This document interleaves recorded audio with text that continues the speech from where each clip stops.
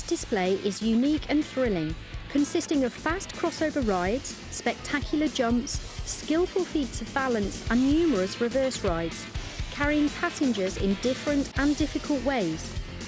Not to mention the 6-bike fan, a pyramid consisting of 22 people. The display demonstrates the courage, discipline, skill and versatility of the modern-day signal soldier allied to quality training. It requires a high standard of concentration, discipline and teamwork. Most people have heard of the white helmets, but who are they? Where do they come from? And how do you become a member of the Royal Signals Motorcycle Display Team? The White Helmets are the motorcycle display team of the Royal Corps of Signals and has been acknowledged as the oldest, best known and most accomplished motorcycle display team in the world. The team originated from the Royal Signals Dispatch Riders, and although the first recorded display was in September 1921 at Maresfield in Sussex, it is generally accepted that the team originated in 1927 in Ripon.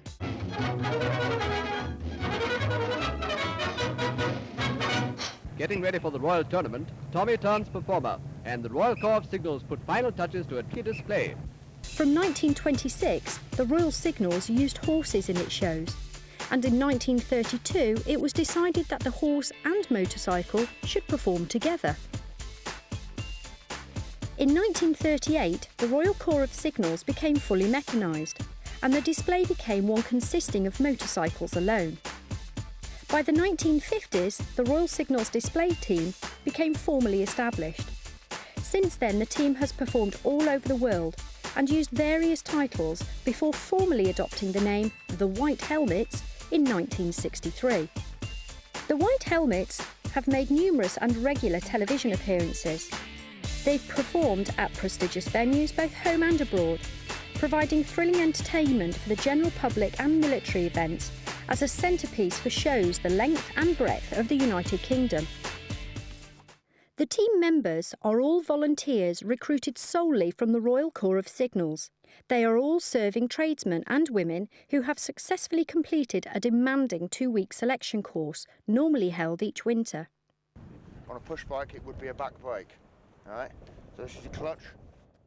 Many of the White Helmets could not ride a motorcycle before they joined the team, but through quality training they soon pick it up. Half the team still do not hold a road licence. Okay. Neutral is in between. On the first day of learning to ride, the candidates will carry out the team's own version of a compulsory bike test. This will involve basic manoeuvres on concrete and off-road. It will then advance a stage further to more refined training, culminating in a time trial through various obstacles. This gives the instructors a primary insight into the rider's ability and, most importantly, their courage to push the bikes and themselves to the limit. Throughout the history of the Royal Signals Motorcycle Display Team, there have been a number of machines that have been in service with the team. The Triumphs they have today are owned by the team and not the Army. They also use Honda CRF 450s for car jumping and Honda 450 racing quads for other jumps and tricks, and their workhorse, the Honda 250 agricultural quad, for moving equipment around. Anyone interested in joining the team must be of at least Class 2 in trade. This is to ensure you have some experience in the Field Army before you join the White Helmets. Any trade may apply, from the rank of signaller to corporal. Day 1 is an introduction to the course, and candidates have their equipment issued to them. Safety equipment like helmets and foul weather clothing. The selection course is run over 2 weeks, usually in the month of November. They then go on to the airfield and learn basic motorcycle manoeuvres, and at this stage, non-riders will be taught to ride. The rest of the week will consist of being instructed in riding cross-country on Bovington training area. A good sense of humour is essential at this point.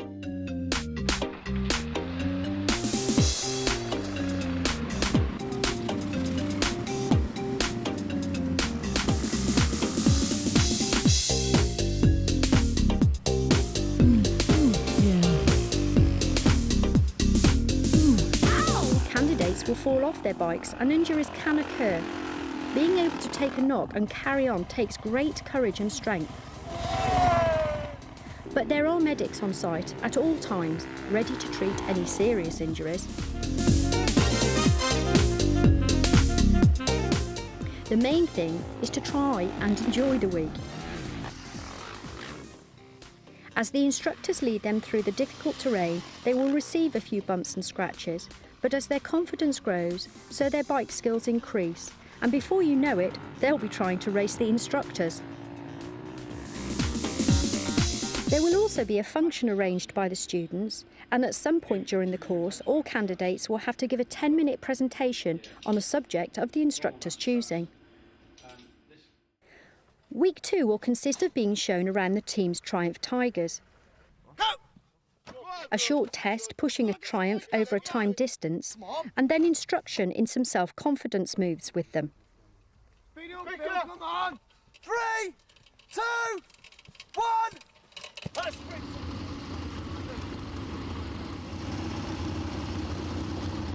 This will progress into learning some basic tricks and fire jumping.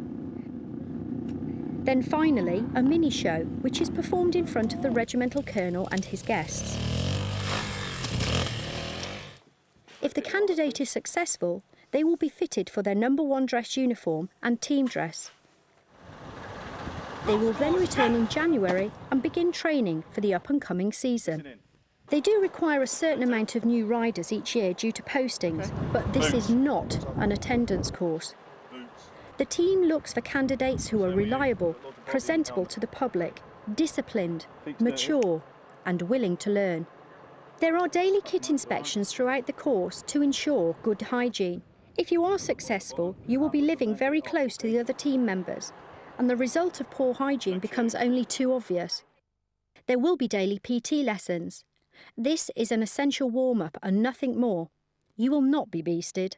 The team does not want to damage people on PT and expect them to ride. Riding cross-country all day is physically demanding enough. The course is completely voluntary. If at any time on the course you feel that this is not for you, you can leave. Passing the selection does not guarantee a place in the team. There are 4 more months of training before you are presented with your white helmet. At the end of the course, you will be interviewed by the officer commanding and informed of your pass or failure status. Right, that concludes the white helmet selection course. How did you find it? Very challenging, sir. Very difficult at times. As you know, both myself and all the instructors sit down on a daily basis to judge your performance. However, unfortunately on the weaknesses side, you're just obviously not a natural on the bike. I can't see, to be honest with you, that you're ever going to make a white helmet, unfortunately.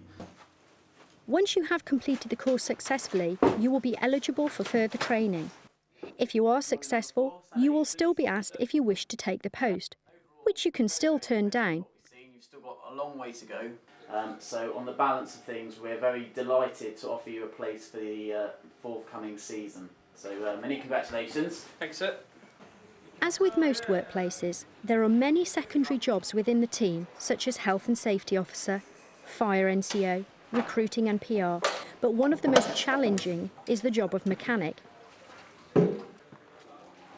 Taking it further on from just the basic maintenance, team members have the opportunity to learn the complete workings of the machines. Civilian qualifications such as NVQs can be easily obtained from this in skills such as welding. Due to bike faults occurring at any time, including during a show, it is essential that there are qualified personnel to carry out running repairs on site and sometimes in a very short space of time. Basically the kickstart return spring snapped, so I've just got to replace that. But like everything, you've got to take everything apart to get to the little bit. Just putting the car back in to set the needle again. What goes wrong with it? The needle the butterfly on the needle slipped off. So just reset that back in the middle setting and putting the carb top back on.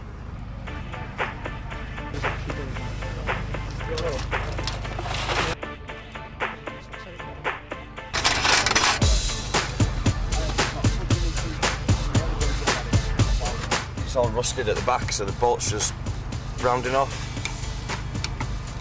Once back in Blandford, the team has about 3 to 4 weeks to prepare for the first full display of the year, which is the Signal Officer-in-Chief's opening show. This is a big day for everyone, when the new members and old have the chance to have family and friends to see them perform. In addition, sponsors and supporters attend. This is also when the new members receive their white helmets. Because a tour in the team is generally a 3-year tour, there tends to be 3 groups. There is the first-year group. This is made up of all the new team members who spend their time improving their tricks, like the tableau and the 3-bike fan. The fire jump will also be perfected by all first years. They may also have the chance to try a car jump. The second-year group will learn to reverse ride and progress with reverse ride tricks like the wheelbarrow and the pillion headstand. They will start learning some of the faster crossover rides too.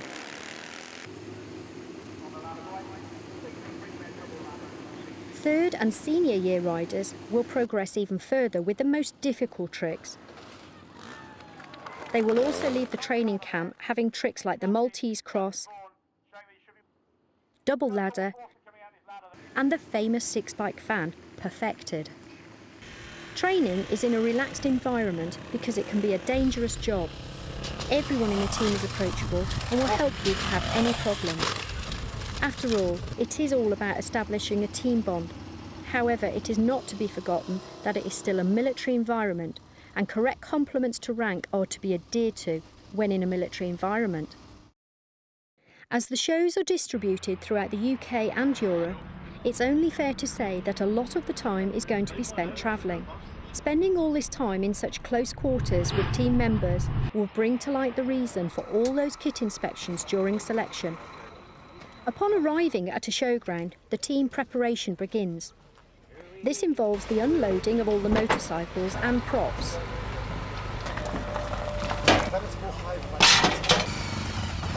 A static display is set up and team members will take it in turns to speak to the public, answering any queries regarding timings of shows and, more importantly, recruitment. The team will also decide what uniform to wear, black coveralls for a wet show or the more recognised number 1 dress uniform. They said about 1:45. 1:45. Showboard in the connecting ring, yeah? Yeah, we're going to move from here at half past. Okay. At many showgrounds, the area where the static display is set up and the actual show arena are some distance apart. Most of the time, shortly before a show begins, the team will have to move all the bikes and props en masse to a holding area. Before every display, which can be up to 3 a day, there is a pre-show briefing known as a show board, where the show is talked through, confirming who is doing what trick, and also, more importantly, the condition of the show arena. The weather also plays a very important role. This can change the show dramatically at the drop of a hat, counting on the skill of the chief instructor to make decisions on what tricks would be unsafe in certain conditions. It is most important for all team members to memorise what decisions are being made at this point by the chief instructor. The grass is better on that other side, and I'll try and do some sort of an arena where we can get in and try and do something. But think on the ground has changed. Let's ride safely. If you have to, keep your hands on, okay? In anything you're doing. Don't become complacent and think because someone else can do it with their hands off, you can as well. Just ride to your own abilities, okay? I've taken out the jump ride because on top of that they didn't want it chewing up even more. And the only thing to watch out for is a big magnet.